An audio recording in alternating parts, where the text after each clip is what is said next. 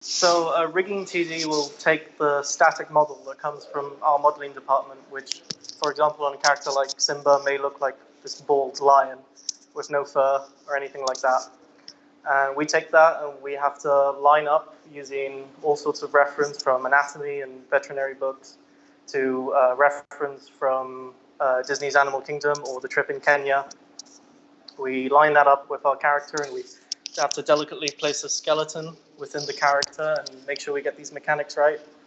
And then we have to place individual muscles within that. We need to make sure that this character's anatomy is going to move correctly, and when a character lifts up his arm, that the bicep is going to flex and it's going to increase in volume and it's going to simulate that like life. On top of that, with the skin, a little bit more nuanced stuff like fat wrinkles, some jiggle, maybe where his skin, like on lions, the cats, they have very loose skin.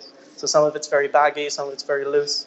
Other bits, maybe not so much. Maybe the neck is kind of a bit fatty and more foldy, all that sort of stuff. And then after that comes the other department, which is going to, on top of that, do all the fur and all the coloring and everything else. And so, how did you get involved with the project?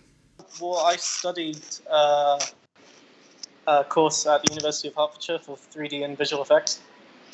And that time that Jungle Book came out was in between my second and third year. And I kind of tailored my student showreel to be creature work and be little characters and stuff.